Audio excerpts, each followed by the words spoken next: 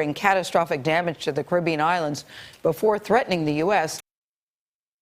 Hurricane Matthew could bring catastrophic damage to the Caribbean islands before threatening the U.S. The dangerous storm is already flooding streets in Jamaica. It's packing sustained winds near 130 miles an hour, and some areas could get 40 inches of rain. Matthew stretches over hundreds of miles. Mark Streisman is in Kingston, Jamaica, where residents are bracing for the Category 4 hurricane. Mark, good morning. Good morning. Right now, we're between bands of rain as Matthew churns between Jamaica and Haiti to the east with millions of people in his projected path. It started raining here in Kingston yesterday afternoon, and forecasters say there's a lot more to come. Relentless downpours triggered floods as Hurricane Matthew hit Jamaica on Sunday. In Kingston, rushing water covered streets and stranded cars. Drivers braved knee-deep water, pushing vehicles down the road. Off the western coast of the island near the city of Negril, a water spout was spotted over the ocean ahead of the storm. Officials issued an evacuation order throughout the island. All the models show that Jamaica will be within the 90% effect band of the storm. In Haiti, the slow-moving storm is expected to dump between 15 and 25 inches of rain. The government has opened roughly 1,300 emergency shelters that can hold up to 340,000 people. Matthew will make its way toward Cuba with hurricane conditions early tomorrow. The U.S. has already evacuated about 700 family members from the U.S. naval base in Guantanamo Bay. The State Department has advised non-essential personnel here in Jamaica, but also in Haiti and the Bahamas, to evacuate if they can, but at the very least, to hunker down. The impact in the U.S. is still unclear, forecasters say, but many of you living on the East Coast could start to feel it by the end of the week. Josh?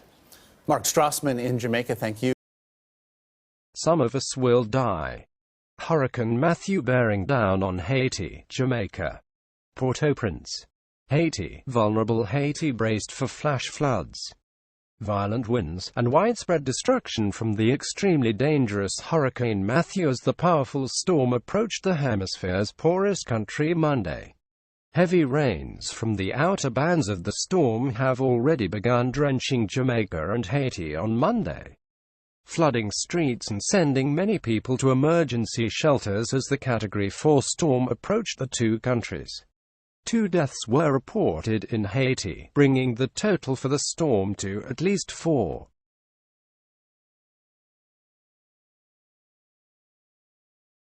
Matthew had sustained winds of 140 miles per hour as it moved north, up from 130 miles per hour earlier in the day.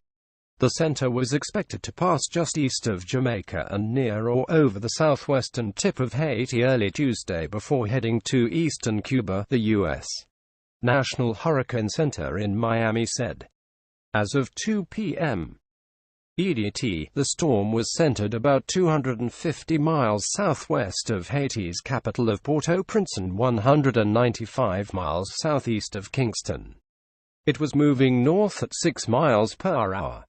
The director of Haiti's Civil Protection Agency said 2 fishermen have died in rough water churned up by the approaching storm hours before it was expected to make landfall. The government banned boating along the country's coastline starting Saturday. But the head of an 80-member Fishermen's Association in the south coast town of Gracia says some fishermen were taking to the seas early Monday. Johnny Souffron says they feel they have to take risks to support their families. The strongest part of a hurricane is usually the northeastern quadrant, which is likely to pass right over the fragile island nation. The storm was also predicted to hit the lightly populated eastern tip of Cuba on Tuesday afternoon.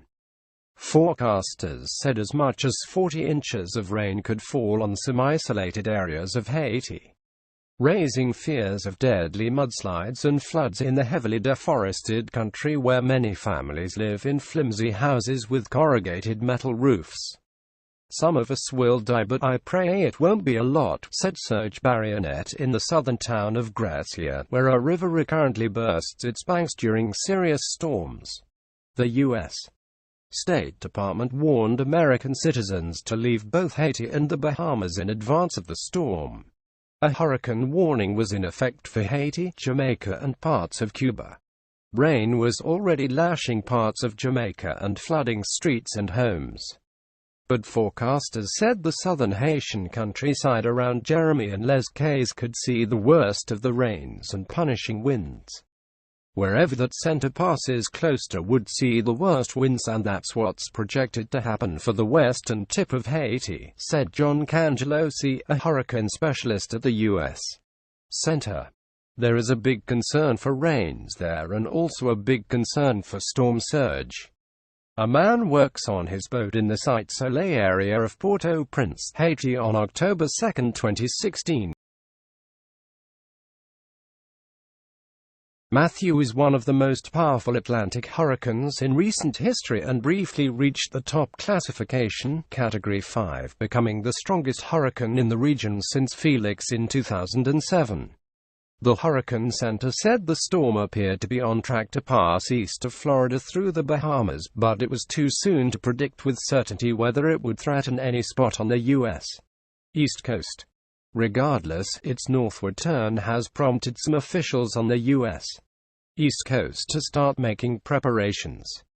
In a news release issued Sunday, the South Carolina Emergency Management Division recommended that the state's emergency response team review plans. Officials Horry, Beaufort and Charleston counties say they're on alert status. Division Director Kim Stenson held conference calls this weekend with county emergency managers, emergency response team agencies and local National Weather Service officers. Stenson says the storm's path is too uncertain to rule out any possibility.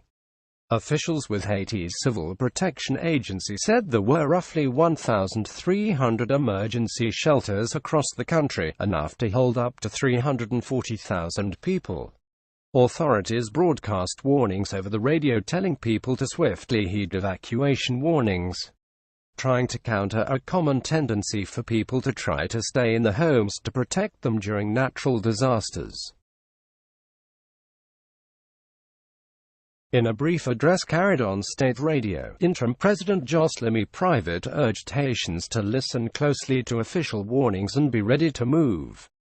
To those people living in houses that could collapse, it's necessary that you leave these houses to take refuge in schools and churches, he said. Teams of civil protection officials walked the streets of Les Cayes and other areas urging residents to secure their homes, prepare emergency kits and warn the neighbors.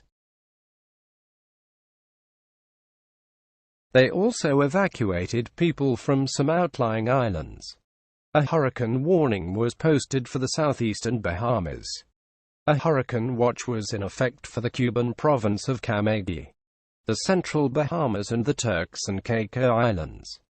And a tropical storm warning was issued for parts of the Dominican Republic, where authorities began mandatory evacuations of areas at risk for flooding. A tropical storm watch was in effect for parts of the Dominican Republic. The hurricane earlier had been projected to be close to Jamaica, but still was a danger to the island of less than 3 million inhabitants.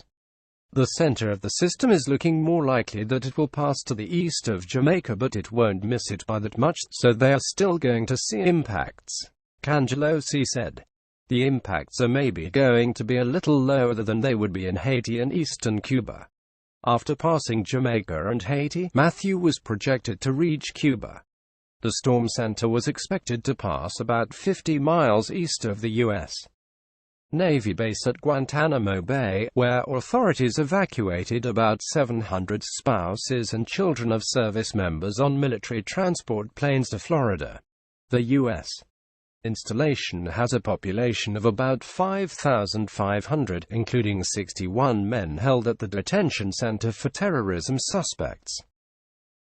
Navy Captain David Culpepper, the base commander, said emergency shelters had been set up and authorities were bracing for 80 miles/hour winds along with storm surge and heavy rain that could threaten some low-lying areas, including around the power plant and water desalination facility.